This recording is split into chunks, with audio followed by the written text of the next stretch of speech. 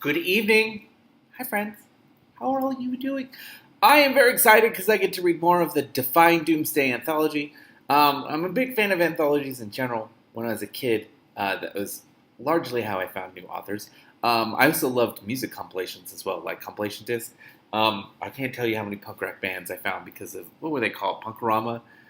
All the stuff that Epitaph used to put out. There was another compilation one that Fat Records used to do too, whose name escapes me. Anyway, I love things like this because you get a taste. So I don't actually know anything about the author for this one. So this is my commission for Bridget, or the commission I'm doing for Bridget, who is one of my Patreon supporters, for July 2017. It is a story called "To Take Into the Air My Quiet Breath" by Stephanie Gunn.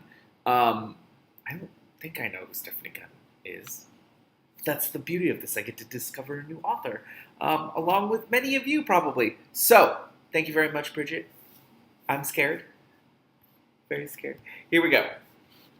A priest once told my sisters, Annalie and Eliza, that God put flowers in their lungs to make them beautiful. Roses, he'd said, 65 of them. He smiled at Mama, as if to say, look, see how I understand that they are too young to pronounce cystic fibrosis. That night, Eliza woke screaming, babbling about roses growing in her lungs, thorns tearing at her throat. One long scream twisted into a wet gurgle, then blood gushed from her lips. As her sister fought for breath, Annalie slipped her small hand into mine. Her fingers were cold, her nails blue. She was careful not to lean on my scarred right arm. Georgie, she said, why would God put flowers in our lungs if it makes it so hard for us to breathe? Great, destroying me on the first page. Christ.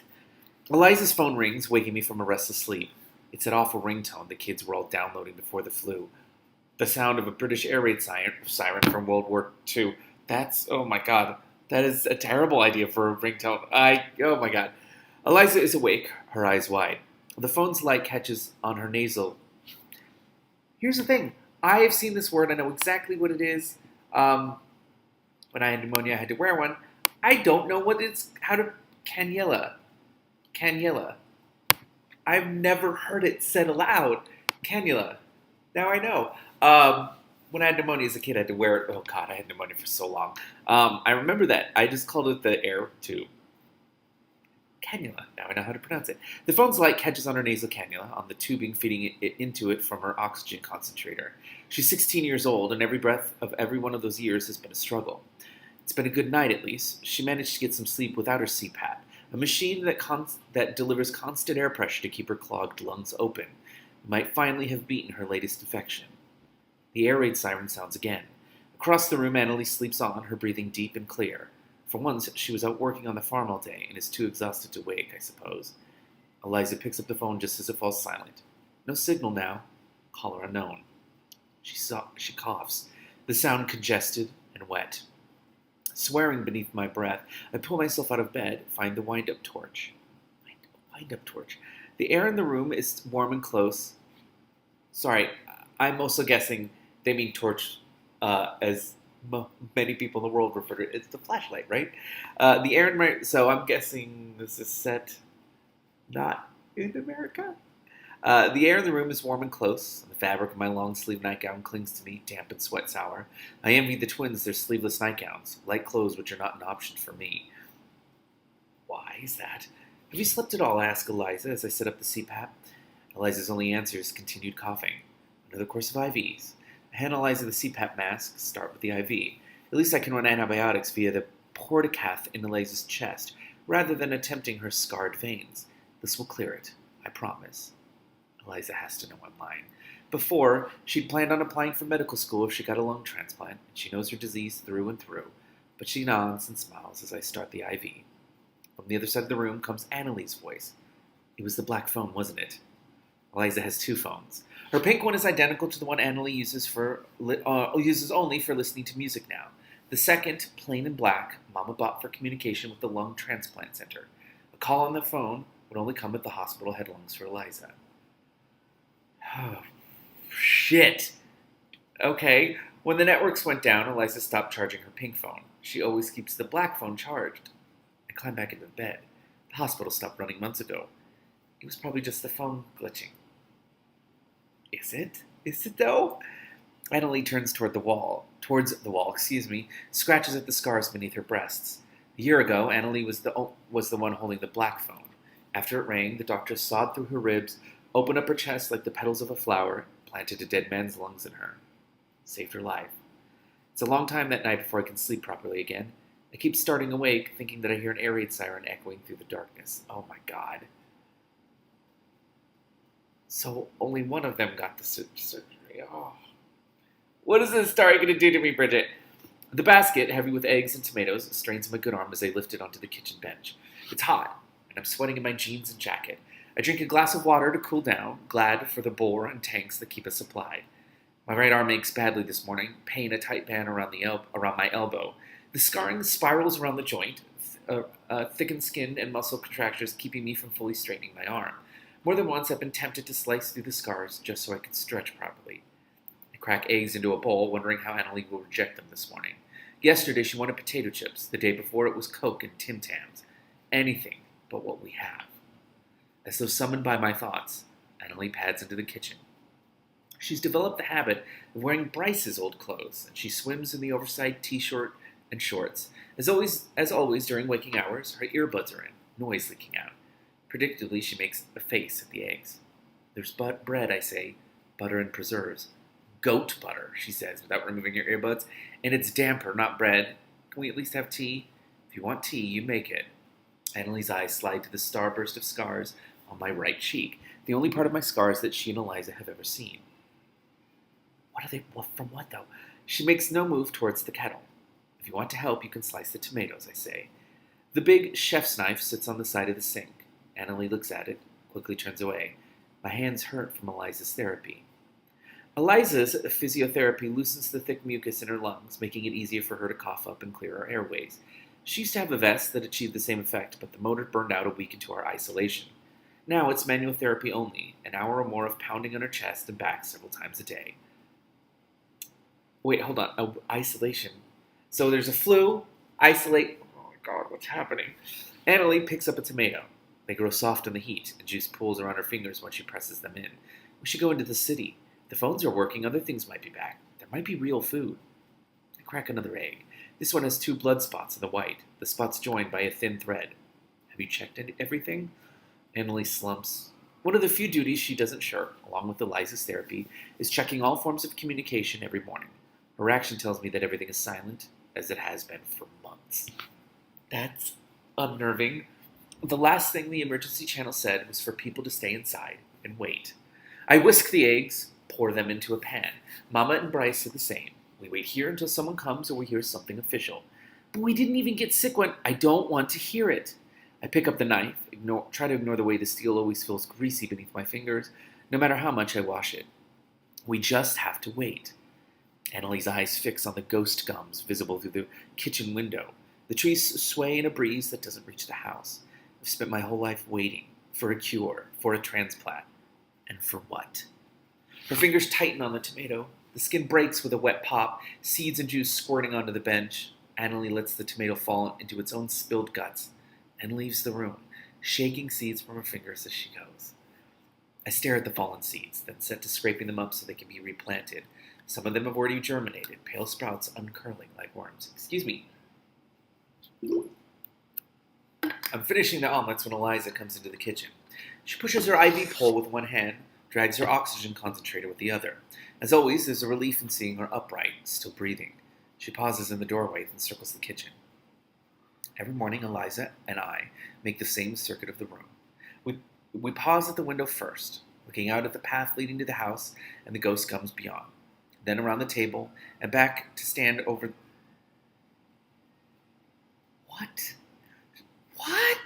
To stand over the blood stain on the floor, faded but never gone completely, no matter how much it was scrubbed. What the fuck? The window was where Uncle Bryce was standing when he fell, dead from a heart attack.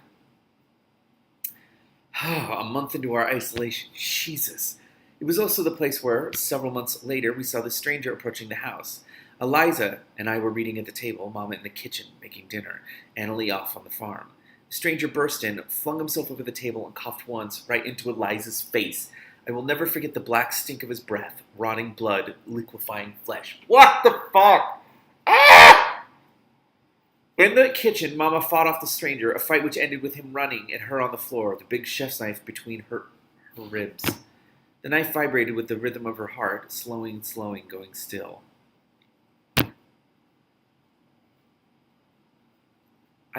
Jesus fucking Christ. Bridget, are all of these stories just going to ruin my life? Because the way they were talking about Uncle Bryce and their mom, I thought they were like, maybe they were somewhere else, and they're just isolated by themselves for the moment. No. Shit. I buried Mama next to Bryce, both of them beneath the ghost gums. Excuse me. As I worked, black smoke plumed into the sky near the city, began creeping closer. We knew the incubation period of the flu was 7 to 10 days. Eliza and I crossed off the days, watched the fire creep closer and closer to the farm. Annalie hid in her room the whole time, silent, waiting. The fire came closer and closer, the sky filling with black and ash raining down on the farm. The wind changed, turning the flames away just short of the ghost gums. The incubation period passed, and none of us fell ill. Her circuit complete, Eliza settles herself at the table, starts counting out pills for herself and Annalie. What happens when the medicine runs out? Annalie asks from the next room. Some trick of air or architecture makes it sound as though her voice is coming from the space between the walls. It won't last forever, and everything has an expiry date. Mama scrounged extra prescriptions when she still could. Later, Bryce went out and ransacked houses and pharmacies, driving the cart first and switching to a horse and cart. Thanks to them, we have cartons of antibiotics, antifungals, antivirals, steroids, and immunosuppressants. Case upon case of pancreatic enzymes, vitamins, sterile saline, and syringes, spare nebulizers, boxes and boxes of batteries.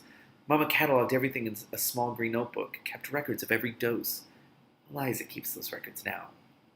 Eliza finishes with the meds, updates the notebook, then fetches a jar of preserves from the pantry. Apricot, which she hates, and Annalie loves.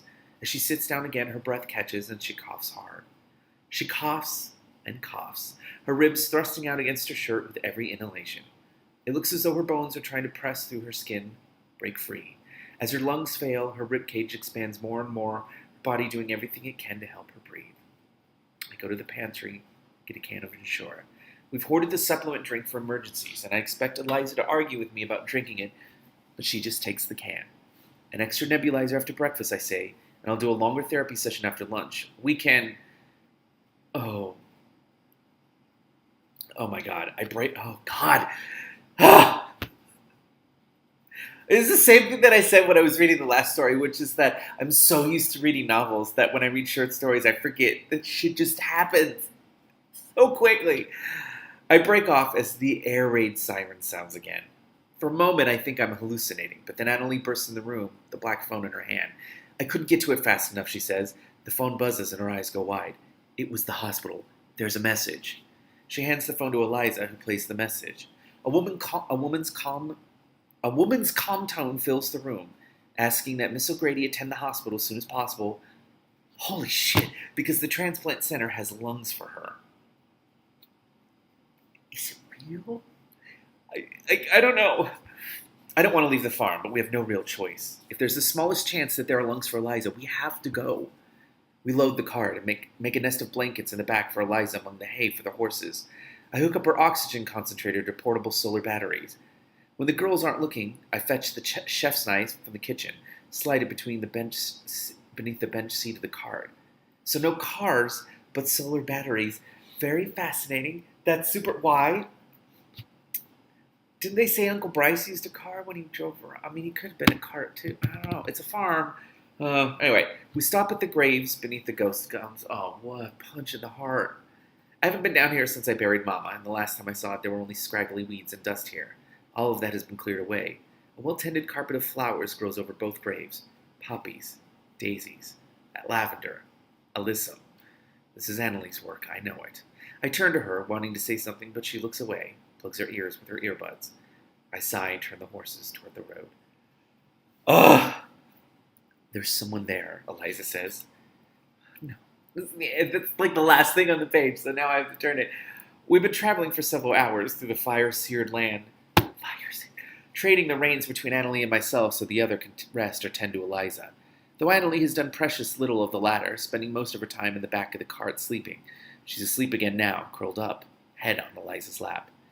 Though it has been months since the fire, nothing has grown in the black. The ash is packed hard, and the air holds an odd, acrid scent. Even the asphalt of the road has changed, becoming something almost glassine and making a strange hollow sound beneath the horse's hooves. Eliza points again at the side of the road. At first I think it's a statue I see there. The girl is so still. Despite the heat, she's wearing an oversized jumper, thin legs bare beneath its raveled hem. She has her arms tucked into the body of the garment, the jumper's empty arms trailing by her sides. Green shoots push up out of the ash at her feet. They are the first plant life I have seen since we entered the blackened land. Are you real? The girl asks. Right? Because wouldn't that be the same fucking question you would ask anyone else? Like, are you just... I mean, even I asked that with just a phone call. Like, is that real? Like... Anyway, there are heavy circles beneath her eyes, but she doesn't look sick as far as I can see, just tired and malnourished. I slow the car, but I don't stop, my hands tight on the rein. Then the girl pulls down the neck of her jumper, and I stop the cart. Oh, my God. The girl has a baby strapped to her chest, beneath the jumper. Curled in a sling, it is suckling at her breast, eyes half closed. Like her, it's too thin, but there's no sign of the flu. Ben left us, the girl says.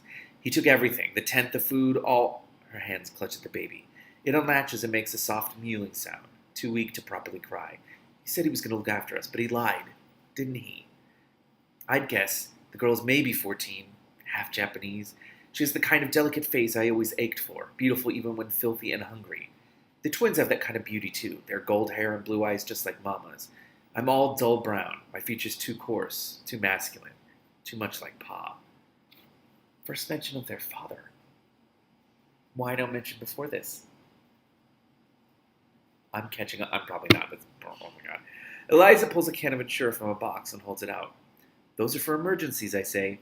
Eliza ignores me. It tastes kind of gross warm, but it'll help. She glances at me. The hospital will have more. The hospital? The girl says. It's running again? We're not sure, I say. It is, Eliza says. Her voice is forceful as her failing lungs can manage. Can I come with you? The girl asks. I think the baby might be sick. Sick how? I ask. The flu? The girl shakes her head. She just keeps getting skinnier no matter how much I feed her. You can come with us, Eliza says, shaking Annalie awake. Annalie drags herself into the front of the cart. Her hair is tangled, sweat damp, and she glances only blearily at the girl before curling up as best as she can on the bench seat and closing her eyes again. Eliza, we should, I start. Georgie, it's a baby, Eliza says. I've already lost this argument. I nod and the girl climbs into the cart. Her eyes skate over my long sleeves and high collar, linger on the scars on my cheek, my always bent right arm. It was an accident, Eliza says. Georgie was trying to make tea on her own when she was little, and the kettle was too heavy. She spilled the boiling water over herself. Oh my God. When I breathe in, I taste smoke and whiskey. My scars itch and my elbow aches.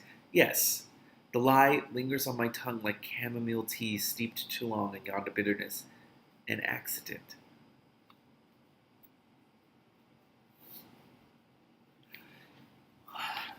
Bridget, what is it? Why is she lying? What is... Oh, I'm not ready for this, am I? I'm scared. As we move again, Eliza starts coughing. The girl pulls her jumper down over the baby again. Are you sick? Is it the flu? Annalie reaches into the cart and starts setting up Eliza's nebulizer. Cystic fibrosis. You can't catch it. She hands the nebulizer to Eliza. I'm Annalie, and this is Eliza, and our older sister Georgie. I'm Mari, the girl says. The baby doesn't have a name, just baby. It didn't seem more... Oh, this sentence. It didn't seem worth giving her a name with the world the way it is.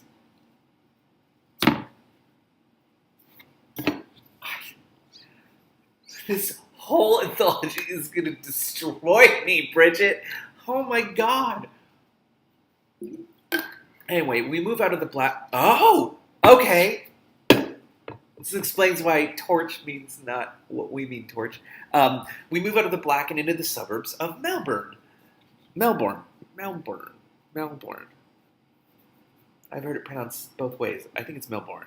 Okay. Everything is still and silent. Occasionally we pass houses gutted by fire, and once we pass a house that's tented entirely with red fabric.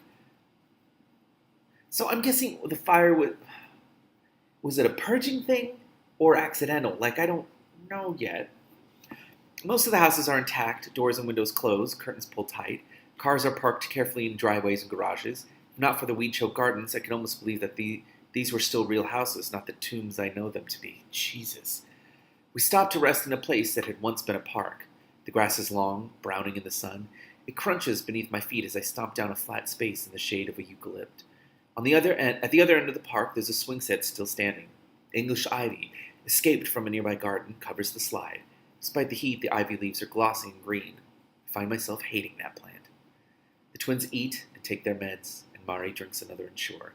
I tend to the horses while Annalie does Eliza's therapy. She pauses to rest enough that I wonder if she's accomplishing anything, but Eliza doesn't complain.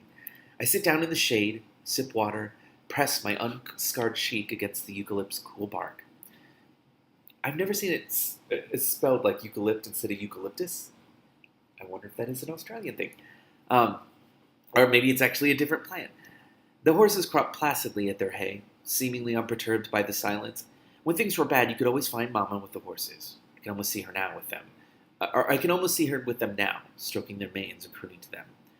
The image twists, becomes Mama lying on the kitchen floor, the big knife between her ribs.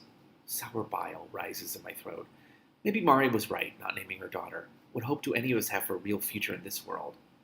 I lie back, gaze up at the tree, and time my breath to the swaying of the branches. It always fascinates me, the way the forking limbs of a tree look like the air passages in lungs. From this angle, I can see that one branch of the tree is withered, the leaves all gray and twisted. Disease, I think, though the rest of the tree seems healthy. The twins and Mari are lying in the shade, their eyes closed. The shifting light catches on the edge of the knife's handle, just visible beneath the bench seat. 3 steps and I could have it in my hand. 3 cuts for them. Oh my God. 3 cuts for them, 2 for my wrists, 1 more for baby. It would almost be painless, a relief, easy. I close my eyes and mind to those thoughts. Somehow I sleep, and the next thing I'm aware of is jerking awake. The twins are still sleeping, curled together. Eliza's oxygen concentrator humming. Mari and baby are nowhere to be seen. Oh God. I look around and finally see Mari emerge from a nearby house. Mari has tied her jumper around her waist, revealing a sleeveless dress. Baby is strapped to her chest, asleep. Mari holds a bunch of silk flowers. Red roses, faded at one side as though they had been too long standing in a window. She places them down next to the twins, then comes and sits beside me. Her arms uncovered, I see the scars that ladder her from wrist to elbow. Some are thin, silvered with age, but others are angry red and knotted. Scar tissue thick enough that the original cuts must have been savage and deep. There are marks in the crooks of both elbows, yellowing bruises centered on black pinpricks. Mari's upper arms are unscarred, but they are not unmarked.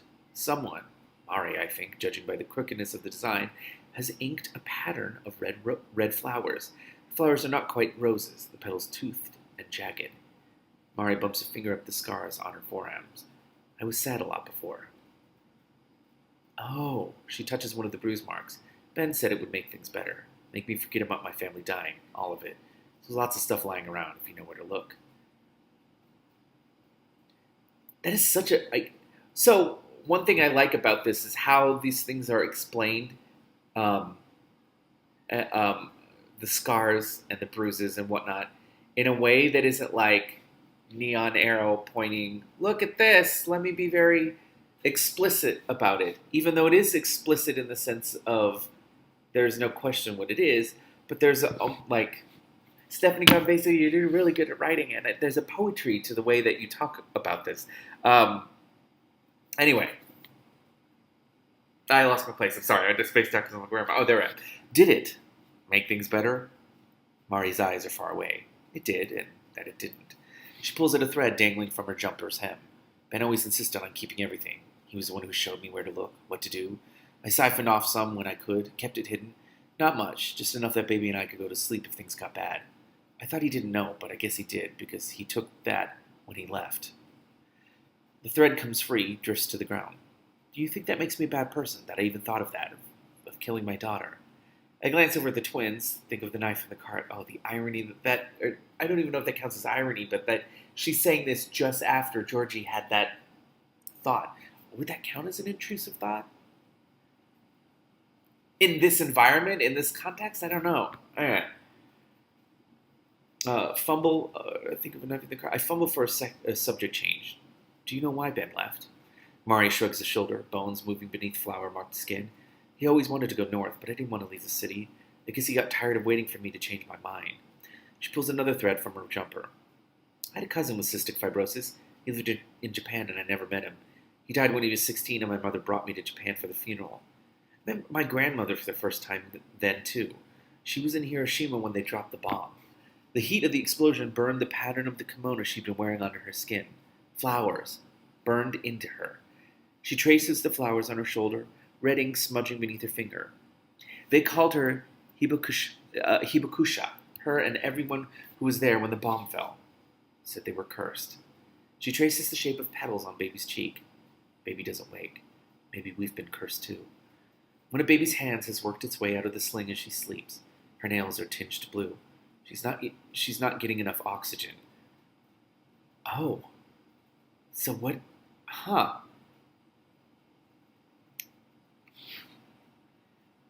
Wait, does the baby have cystic fibrosis? I don't know. The nails are tinged blue. Anyway, something sparks in me. This might sound weird, but have you ever tasted baby skin? Mari blinks. She tastes salty. How did you know? Oh! Okay. Salty skin is one of the ways... cystic fibrosis was diagnosed before we knew about the genetics of it, I say. You and Ben could both have been carriers like my parents. Like me. You think baby's sick like the twins? Like my cousin? Mari's hands tighten on baby. Baby's eyelids flutter, but she doesn't wake. You think she's going to die? Even if she does have it, CF is treatable. People live a lot longer now, so long as they start treatment when they're babies. Mama's words in my mouth, things she has said to me over and over. I was 6 when the twins were born, and I remember everything Mama did for them. Calorie supplements, enzymes, vitamins. The hospital will have everything we need. I try not to listen to the voice whispering in the back of my mind, reminding me that only a short while ago I was certain that there was nothing out there, that I was thinking that a handful of cuts would bring relief. You got lucky finding us. Baby will be okay. I promise. Mari relaxes slightly. I wanted to be an artist before. Took all these classes. Seems pathetic now. I bet you did something useful. Nursing, maybe? Teaching? I look up at the tree above us. The light is catching in the withered branch. There are new shoots emerging from its tip, but the leaves are already blackening. I did odd jobs. Mowing lawns, weeding, that kind of thing. I wanted to study agriculture, really. I wanted to learn about trees, how they breathed, how they grew. Why didn't you? I got accepted at university, but I kept deferring. Mama and the twins needed me more. I thought that maybe after Liza had a transplant and they didn't need me as much, I'd go. Mari is staring at my neck. I reach up, realize that my collar has shifted, exposing the place in the hollow of my collarbone where the scars are gnarled and thick as old wood.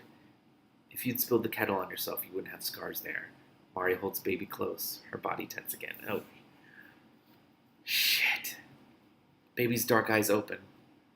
Fix on me. I need Mari to trust me if I'm to help them.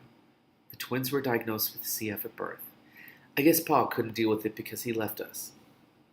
That fucking explains why there was no mention of him until so late. He'd walked out before, but Mama thought it was for good this time. And it was hard for her, dealing with the twins on her own. I wanted to help. I was strong, and I always knew to lift the kettle with both hands. If I close my eyes, I can still see the pale blue Formica counter. Mama's favorite cup with the pink roses, the chamomile tea in the yellow box. Some part of me wonders why I'm telling a virtual stranger this story when I've never told anyone, not even my sisters. Maybe it's because Mari has scars too. Maybe it's simply because we might be the last people in the world. I just boiled the kettle and poured water into Mama's cup when the door opened. It was Pa, drunk and reeling of smoke and whiskey. He didn't say anything.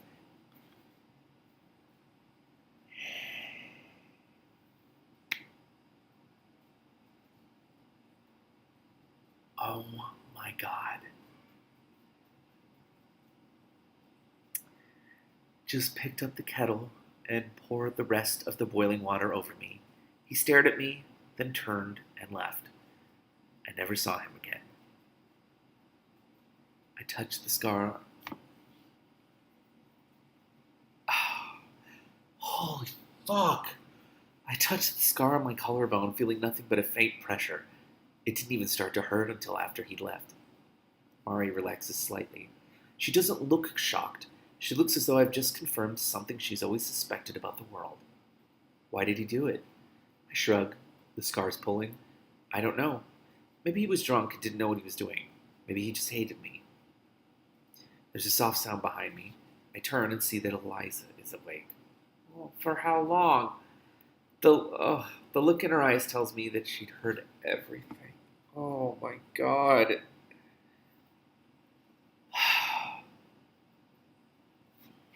I need some water. I can't deal with this book. Oh, this story. Sorry, well, this book either. Oh my God. Eliza insists that I lie in the back of the cart with her when we get moving again. I expect her to talk. She says nothing. Just lies there looking up at the sky. I turn away from her. Watch Annalie teaching Mari how to steer the horses. I slide from wakefulness into sleep slowly, like sinking into a warm pool. I dream of fighting my way through a labyrinth of roses. The plants are old, so tangled that I cannot tell where one ends and the next begins. There is no form to them, no branching symmetry, just a haphazard tangle that I tear at with my bare hands. Thorns tear at my clothing, strip away layers of fabric until I am naked, all of my scars exposed. When I wake, the cart is still, the space next to me empty. I pull myself out. See Eliza and Annalie sitting together leaning against the side of the cart. Annalie has her earbuds in and her eyes closed, and Eliza is doing a nebulizer treatment. The horses are tethered to a nearby gate, shaded by a eucalypt. It is diseased like the tree in the park, except this eucalypt has 2 branches withering away. Mari is nowhere to be seen again. Why have we stopped? I asked Eliza. Are you okay? Eliza points. Beyond the nearby houses, the bulk of the hospital rises up against the sky. The sun is beginning to set, the thickening light reflecting off the windows, obscuring what is inside. The hospital looks intact, and relief washes through me. We made it. Everything will be okay now. Will it? I feel like nothing's okay. We should keep moving, I say. What house did Mari go into? Oh. Eliza lowers her nebulizer. Her lips are blue, shining from the steam. She said she couldn't stay. Oh. Her voice is breathy. Whatever infection she's fighting, it's eating her lung function fast. She said she couldn't watch baby die. What? I step to the side, see that baby is curled up between the twins, asleep in her sling. A single silk rose is clutched in her hand. I tried to stop her, Eliza says. I couldn't stand up without getting dizzy. What? No! I scan the buildings around us. Mari could be in any one of them, could be peering out at us through a crack in the curtains right now. Mari, I call. There's no answer. And I know suddenly that even if Mari's in one of those houses, she's not looking out at us. She said that there's lots of stuff lying around if you know where to look. I'm certain that she's found what she was looking for. That she's probably lying in some dusty room, the rest of the silk flowers in her hands. That she won't be coming back. What the fuck? I should feel angry at her for abandoning baby. But there's no anger. Just a kind of gray numbness. Eliza is watching me, her breathing rapid and shallow. We should get you to the hospital, I say. Get you on decent oxygen. I shake Annalie. Wake up, Annalie. Time to get moving. Oh no. Annalie doesn't respond. I can't do this! The anger comes now. Annalie was listening to her music while Mari was abandoning her child. Has been listening to her music while I had worked to keep her and Eliza alive. While her twin sister has been dying. While the world has been ending. I yank the earbuds from Annalie's ears. Static spills from the tiny speakers. No music. Just white noise that rises and falls like waves beating against rocks. Is this what she's been listening to all along? Is it? Annalie still hasn't moved. I touch her forehead and immediately snatch my hand away. Annalie has a fever, a high one. Her skin dry and hot. Have I exposed her to some new sickness, taking her away from the farm? There's something in Eliza's eyes that reminds me of the static still spilling from Annalie's earbuds. I switch off Annalie's phone. The resulting silence feels heavy, a tangible weight on the back of my neck. We need to get her to the hospital. I help Eliza into the cart, then turn to Annalie. I brace myself to take her weight, but as I lift her, I almost tumble backwards. She's lost weight, a lot of it. Her habit of wearing Bryce's baggy clothes hiding the loss. This is no sudden illness, but something that has burned beneath her skin for weeks, maybe months. How long has she been sick? I asked, nestling a baby between the twins again. She's awake, though she doesn't react to anything until I try taking the flower out of her hand. Then, her fingers grip tight. What is happening? Eliza shrugs a shoulder. I don't know. Has she been taking her meds? Eliza's eyes slide from mine. Does that mean no? Oh my god. I look up at the dying branches of the eucalypt above us. At the junction between a healthy tree and disease, the bark is swollen. Bleeding oil. This isn't an infection. This is organ rejection. We only lowered the doses a little, Eliza says, just to make the meds last longer. I calculated everything. I thought we'd be okay. Holy fuck. Feels like something is falling inside me. I trusted Eliza to manage the medication, treating her as though she were a doctor, not a 16-year-old girl. You should have told me. You should have told us what Pa did, she throws back. Can't do this fucking story. Oh my god. I hitched the horses to the cart, wrapped the reins around my hands, pulled the leather tight enough to hurt. You had enough to deal with. So did you. I feel personally attacked by this story. The cart bumps as we start moving again, and baby cries. The sound echoes and echoes around us until it sounds as though the whole world is weeping. I visualize what it's going to be like. The whole hospital might not be running. The emergency department, maybe 1 or 2 wards. The transplant unit. The woman who called will be waiting for us. She will be blonde, I decide, with kind eyes and cool, soft hands. Everything will be okay. Someone is going to look after us. I don't like the sentence. I almost believe it too, until we turn the last corner and see the front of the hospital for the first time. The angle of our approach gave the illusion that the building was intact, but from here I could see that only that side of the hospital is whole. Everything else is gone. The bulk of the building replaced by a crater. The sides of the crater are smooth and black as obsidian. On the edge of this crater stands a eucalypt, all of its branches withering away. Everything smells bitter. The air I breathe in searing the back of my throat. I don't get it. Beyond the hospital, as I look north, I can see other craters, whole suburbs reduced to black. It looks like half the city is gone.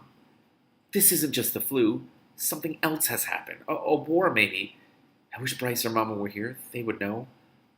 This isn't how it's supposed to be, Eliza says. Bryce always said the hospital would be up and running again by now. He said. My scars are itching. I rub my arm, think of Mari's grandmother. Of flowers burned into her skin. I don't get it. The phone just glitched. That's all it was. A pause. No, it wasn't. I turn to face Eliza. She's looking at Annalie, still sleeping or unconscious beside her. It was...